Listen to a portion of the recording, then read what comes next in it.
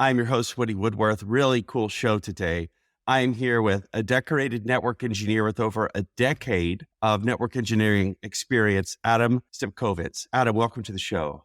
And thanks for having me. You bet. Absolutely. So, Adam, you work for a large manufacturing company based out of Europe, and we're here today to talk about your reflections on some of the findings that we had in our Secure Cloud Networking Field Report.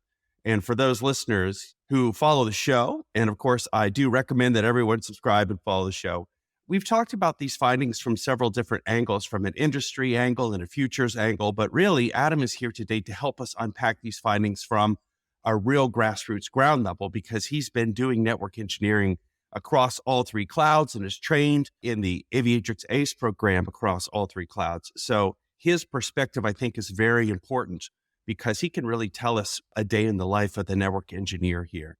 So, of course, for the listeners, those four key findings were, in summary, cost and visibility is being top barriers to cloud, difficulties with cloud security, rising cloud costs, and the ever-present cloud skills gap. So just to jump right in, again, the survey found that cost and visibility were the top barriers of entry to cloud, and that about 45% of our respondents said that either cost controls or visibility and troubleshooting were a main factor in their challenge.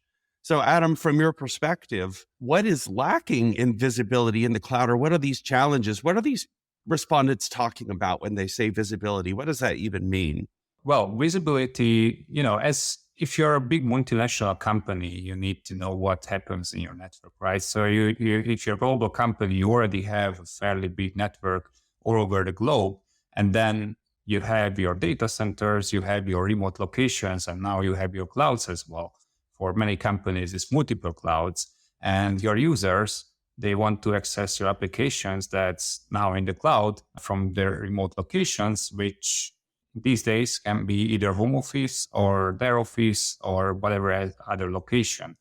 And so there is a lot of different technologies in play, right? So you have your traditional on-prem routing switching devices, you have your traditional firewalls, then you have your zero trust architecture, then you have the clouds, multiple clouds, and all the different components somehow have to work together, right? And then when they don't, they need to understand what's happening, right? When you talk about the multitude of all these technologies, it's very hard to grasp in many cases what's going to happen to your traffic. And it's actually critical for you to be able to quickly understand and troubleshoot issues that the users are having. So do you feel like the cloud native tools are enough? I mean, it seems like the cloud providers would give and do give a fairly sophisticated set of instrumentation for viewing the network and network troubleshooting.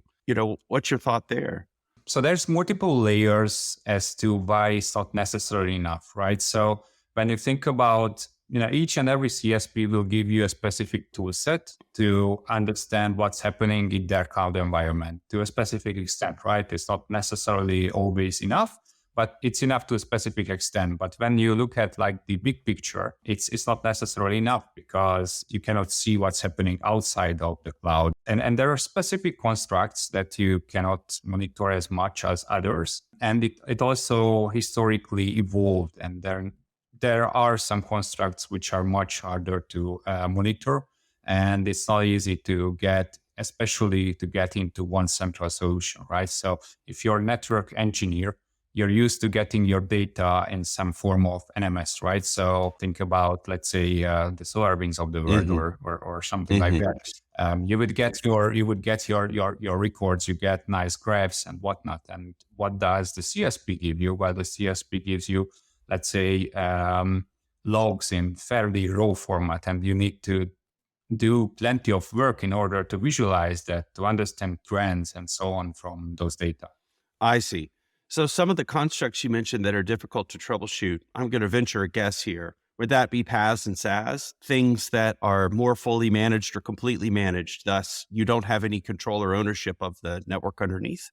That as well, but if you think about traditional network constructs, so if you, let's say in Azure, you have an express route gateway, you want to understand what's the exact traffic that's going through there. That's not always possible to understand. So it's a mixture. Even the kind of network geared resources are not always there. And then there's also the fact that generally the cloud is owned by the cloud team, let's say the cloud platform team.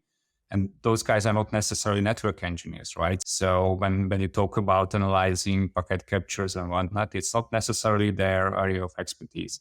I see. We've talked about this on the show some months ago, but the idea that there was actually my first podcast with Steve Mullaney, who is the former CEO of Aviatrix. And he talked about how, the first people in on cloud were digital innovators, the DevOps people, the folks that were swiping credit cards and building very quickly in an agile way. But at that time, we're not really supporting the business critical workloads, crown jewel applications of their company, right? They were more like explorers and pioneers.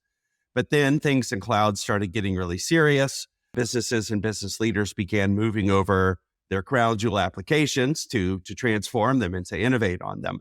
And then the digital center of excellence folks, cloud center of excellence folks, found that the networking piece was simply too complex or too overwhelming to handle, and then ran to IT and said, IT, help, please take ownership of this. We've got other things to do. The business is moving too quickly.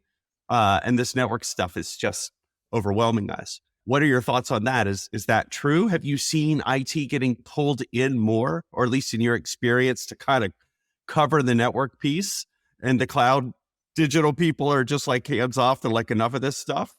I think the bigger, let's say, problem is that, yes, it might have started exactly as you mentioned. So the company I'm working for, we ran into the cloud like at least 8 years ago now, right? Started very small, one VPC here, one VNet there.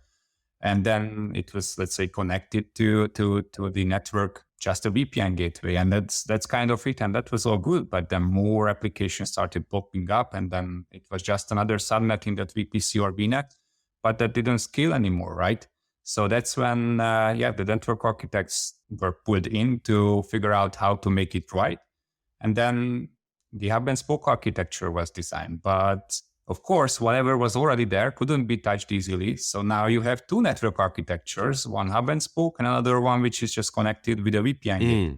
And as you move more and more applications into cloud gradually, the company I work for, we have a DC exit strategy. Very soon we should have all our applications in the cloud. But when you think about having multiple different cloud architectures, even within one cloud, due to evolutionary reasons, you can imagine that's not necessarily very easy to understand and troubleshoot, and all the, let's say, manual routing that's going on in there is becoming a nightmare eventually as the scale grows. So I think that might be another part of the issue, right? It's not just the difference in tool sets and the huge variety of tool sets, but it's the fact that you've got this heterogeneous set of architectures that are kind of old to middle to new as people progress in cloud. And finally, you get these mature architectures, which today are typically hub and spoke with a centralized hub that does critical IT function and connectivity and security and these things. All the other stuff doesn't necessarily go away overnight. So really it's about tech debt, right? Or architecture debt, and trying to make your peace with that and build the airplane in flight. Like, these things that are running in some of these older architectures are still important. So you can't just dissolve them, right? You kind of have to account for them and somehow transition them, and at the same time support and troubleshoot them. So that could be terrifically difficult. In your experience, what are some things that you or your team are doing to overcome these challenges, to kind of make lemonade out of lemons, right? I mean, you are running a major business here and you are delivering critical services. So at the end of the day, this stuff's got to work. So what do you do to make it work? Honestly, in our case, it's an entire architecture team work that we need to do, because for many, many years, the network was not really architected. Whenever something new had to be added, it was always added in the best way possible at the given time, right? So everybody did their best effort to make best they can. But whatever was best 5 years ago is very different from whatever is best today, right? And then those things somehow have to live together. Today, it's causing a lot of pain. So what we are doing is we actually re-architecting, rethinking the entire cloud network architecture. And we laid out an entirely new foundation highly automated, because at scale, it's just no longer scales if you have to like do things manually. So we decided to automate the whole thing with Terraform all across our entire cloud footprint. We decided to automate whatever we're not automating with Terraform using the Aviatrix solution. And then we decided to move over eventually or over close to this new architecture, starting from wherever the pain is biggest today, the most complex networks, and moving to regions or areas where we have like less pain as we go down the road. Makes sense. We're going to talk about security in a minute, but I want to continue in this line of thinking and fold in the conversation we have about cost.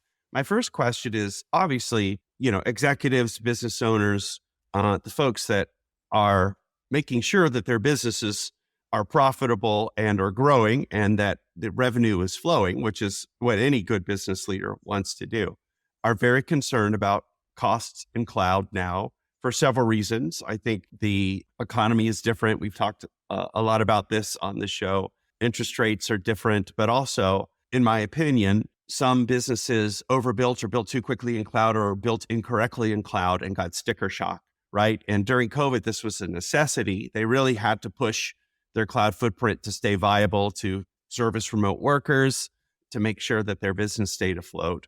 But now, the chickens have kind of come home to roost.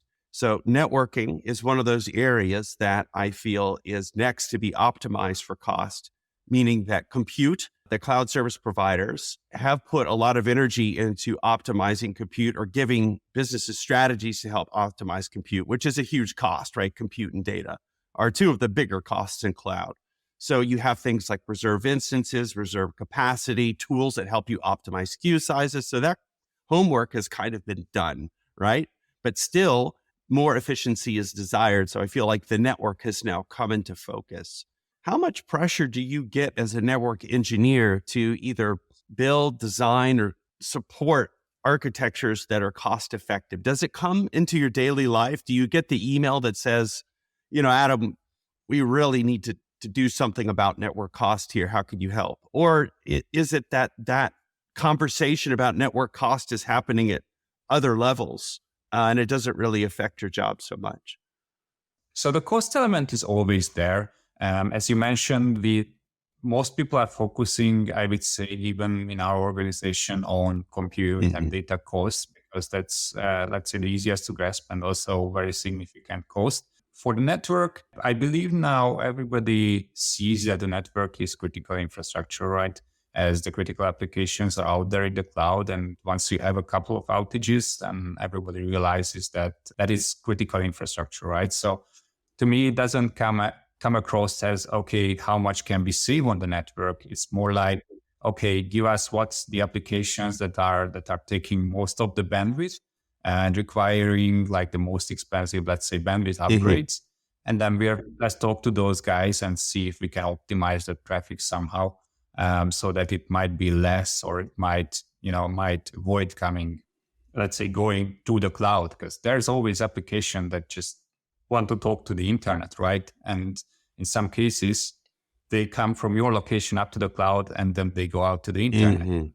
There's ways to optimize that better and send that data just out from the sites. And I see. I would agree that network is a critical foundational service, so you can't underspend on it, right? Because if you do, you end up costing your business more money through outages and problems with reliability. So there is kind of a critical threshold of investment you need on the network to make it stable and enterprise grade.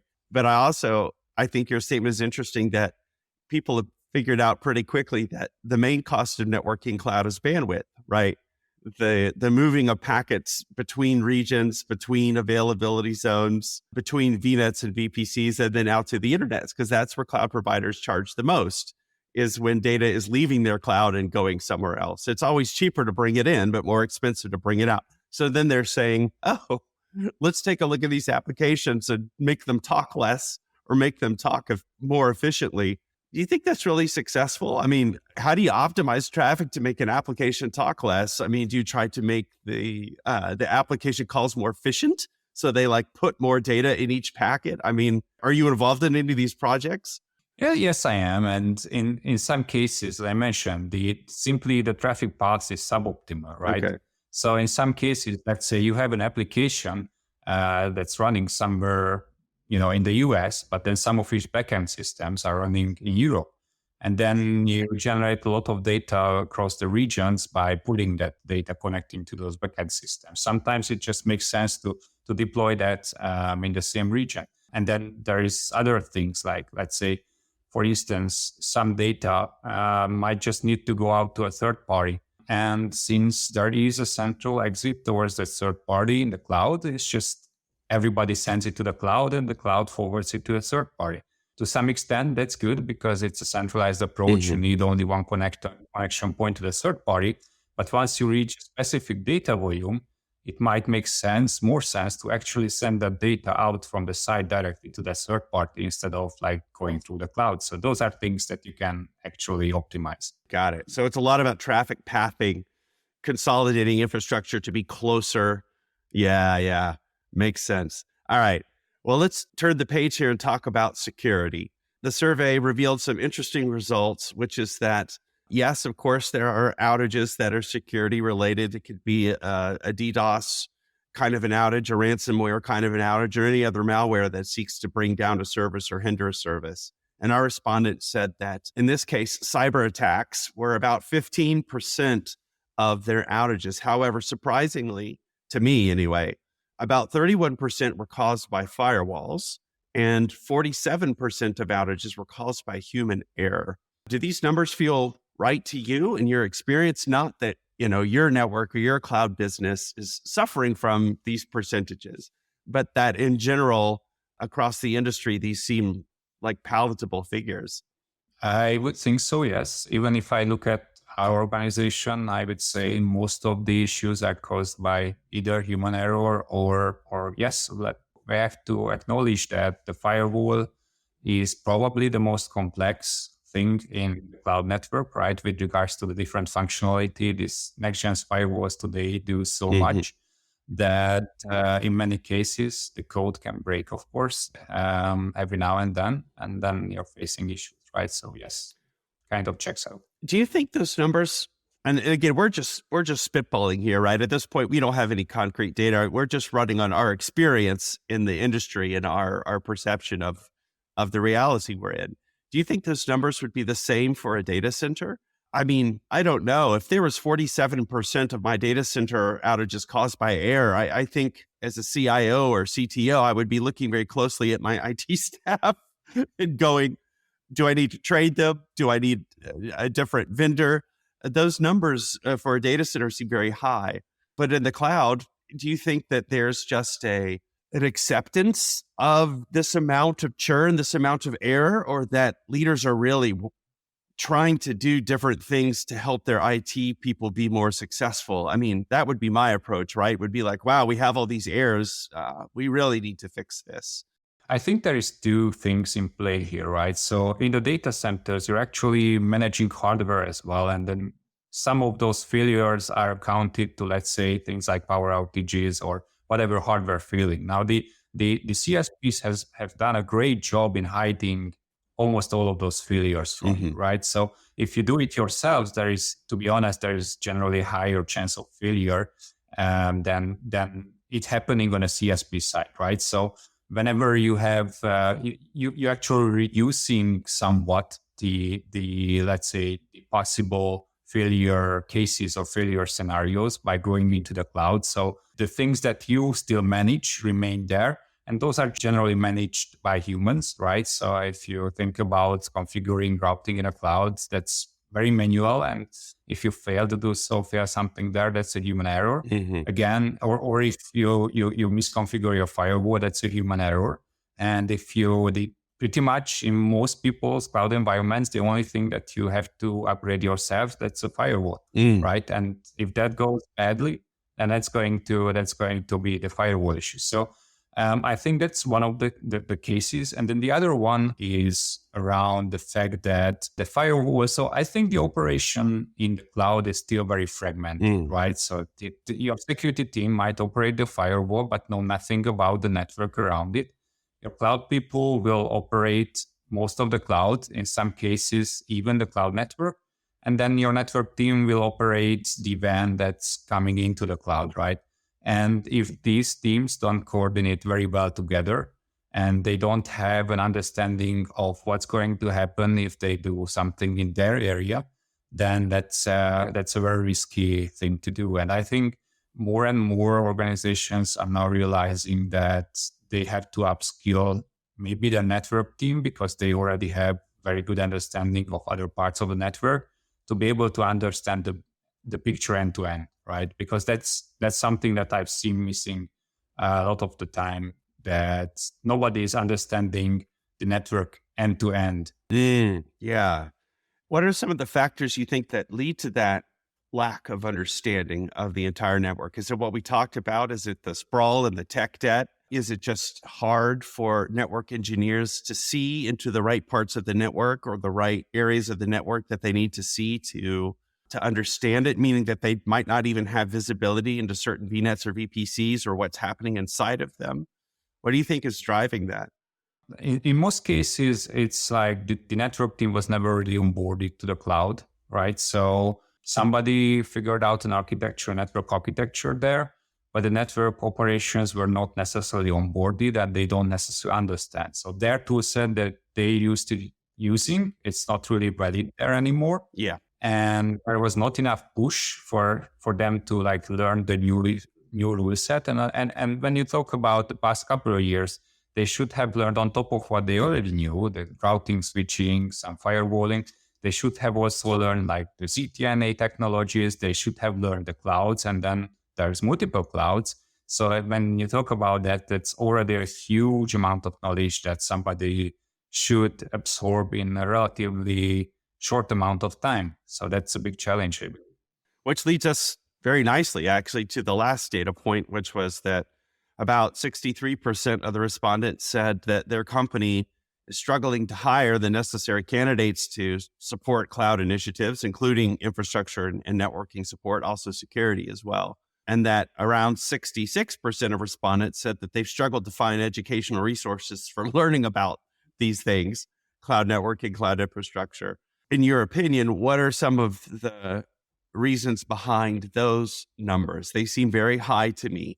I mean, you mentioned a couple of key things, which I think are important. One is that it's a very short time period for some of these folks to learn this massive amount of information, right? Things are happening very quickly.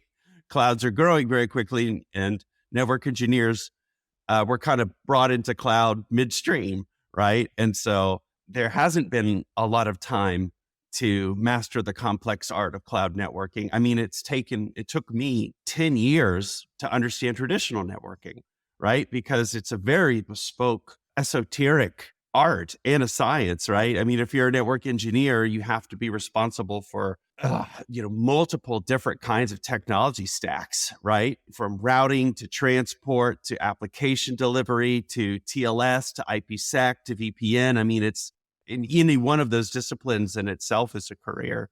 Maybe that's part of it. But to come back to my question, what else might be behind these big numbers?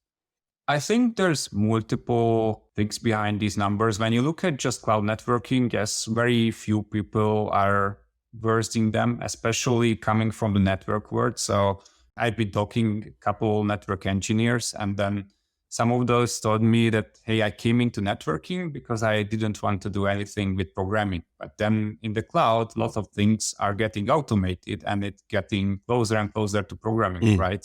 So it's shifting mindset is not necessarily for everybody in the networking area. And it's not just happening in the cloud, it's also happening on-prem as well, the automation. It may be a little bit further from a network person than, let's say, a person working in servers or closer to applications, right? So that might be one of the things why very few people are available on the market who understand networking and, let's say, security as well in the cloud or multiple clouds especially. And it was always like the playground for cloud was always thought about as a playground more for like traditionally server guys, let's put it this way. Yeah, fair. My cloud platform team or the cloud platform team I'm working on, it's mostly guys with background from traditional server architectures or server teams. Yeah, that makes complete sense. So then there really is a burden on business leaders, executives, CIOs, CISOs to skill up their networking and security people, right? Given that a lot of the people that were first in cloud are server teams and application delivery teams from the application side, not the network side. And that we still have big numbers behind human error and demand for these infrastructure skills in cloud. In your experience for your company, are there initiatives to help you and your team get skilled up? Are there programs to help you get trained or money available to help you attend a training program, whether it's night school or self-study or whatever? Do these things exist? Absolutely. So my manager believes it's very important to upskill the people, and we are lucky that we have a lot of like very smart people on the team who are more than willing to learn. It's absolutely happening. But we have to realize that, we don't it's not like everybody has to understand everything. And in our organization, we actually decided that we want to hand over cloud networking to the network team as well. So we have started upskilling them in the cloud networking area for them to understand it, because we believe that understanding the whole network end to end is probably easier for a network person than somebody on the cloud platform team. So, but yes, we have plenty of opportunities now. Of course, the most challenging is always time, finding the right time and finding the right budget. In our case, I would say generally it's finding the right time. So for yourself personally, looking at your skill set and your experience 5 years ago versus where you are today, are you happy with that outcome? Is there anything that you would do differently if you could speak to yourself 5 years ago and say, what you really need to be studying is this, or what you really need to be learning is that, and change the course of your career growth? Or do you feel like, you pretty much took the right steps to get where you are today? I think I'm happy with the steps I took at this point, but there is a lot to learn, right? So 5 years ago, I was a network architect responsible for a huge enterprise network, designing SD-WAN and campus networking and whatever. But then probably like 4 years ago, I decided that I need to get into cloud, because that's when I saw like everybody going really big on the cloud. And there is a few people who understand it, including myself. I didn't understand it.